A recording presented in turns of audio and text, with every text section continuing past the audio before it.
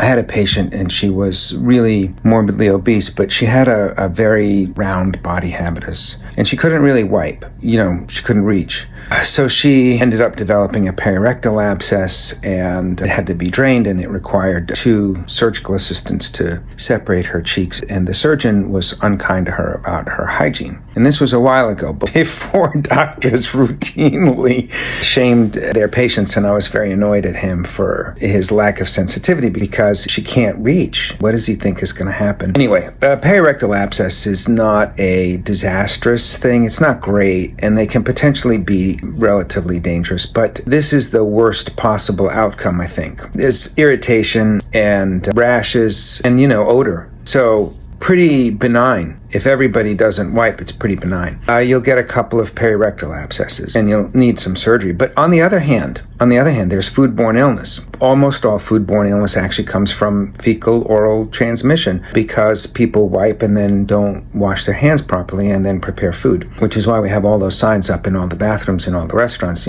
please wash your hands afterwards. So actually, there's a possibility that wiping is, in fact, more harmful than beneficial when you include all the people who work in food prep and then don't properly wash. The point is that the harm is really minimal. This is objectively not a disaster. So, yeah, gross, right? And we're appalled by that thinking.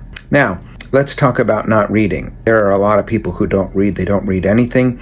They never read books. They're ill-informed and they're vulnerable to easily being manipulated. They're vulnerable to not thinking well. And this is what is really making it possible to do aggressive anti-science, to convince large sections of the population that climate change is not real science, and that the scientists that are telling us there's climate change don't know what they're talking about. And this is what's slowing down progress. And that is going to cause fatalities in the millions.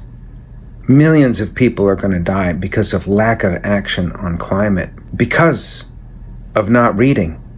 Not reading is causing millions of deaths. And there's people walking around not taking care of their brains.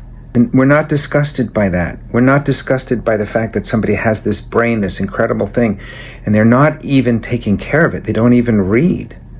We take better care of our anus than our brain.